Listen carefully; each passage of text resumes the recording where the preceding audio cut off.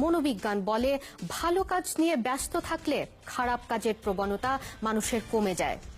এবার এমন একদল তরুণের কথা আপনাদের বলবো যারা চমৎকার একটি কাজ করেছে পাখি আর পরিবেশ বাঁচাতে।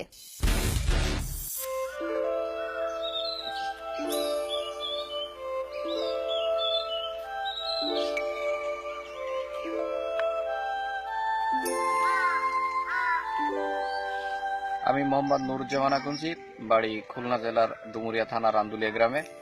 আমরা এখানে সোনামুখ বার্ড ক্লাব নামে একটি সামাজিক সংগঠন গড়ে তুলেছি। আমরা দেশীয় পাখি রক্ষা ও তাদের বংশবিস্তারে অনেকদিন থেকেই কাজ করে যাচ্ছি। এক সময়ে পাখির কলকাকলিতে সকালের ঘুম ভাঙলেও এখন পাখির ডাক আর তেমন শোনা যায় না। নির্বিচারে বন ধ্বংস আর অবাধ শিকারের ফলে দেশি পাখি আজ বিপন্ন।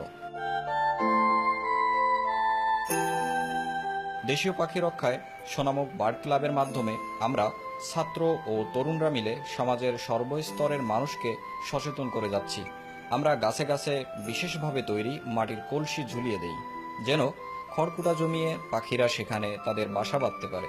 পাখিদের নিবাস, পাখিদেরকে ফিরিয়ে দেওয়ার জন্য আমরা এই প্রকল্পটি হাতে নিয়েছি সোনামুখ বার্ডস ক্লাব। আমাদের গ্রামে পাখিদের যে অবস্থা, এখন পাখি আগের মতো বাসা বাঁধে না, আগের মতো থাকে না। এখন সেই আগের সেই পুরাতন গাছগুলো নাই যেখানে পাখিরা এসে বাসা বাঁধবে। তো সে কারণে দেখলাম যে এই পাখির বাসা যদি তৈরি করা যায়, সেক্ষেত্রে পাখিরা আমাদের এখানে বাসা বাঁধবে থাকবে।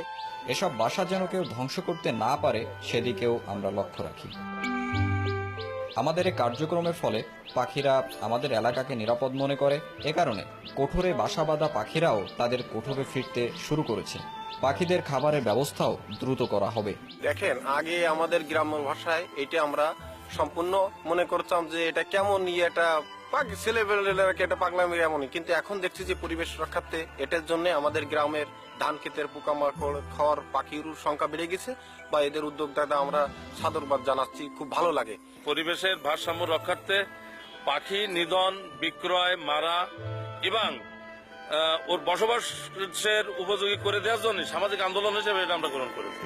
ফসলের পোকামাকড় খাওয়া সহ আমাদের পরিবেশের জন্য পাখি খুবই উপকারী। এজন্য দেশীয় পাখি রক্ষায় এ কাজটিকে আমরা সামনের দিকে এগিয়ে নেওয়ার চেষ্টা করছি।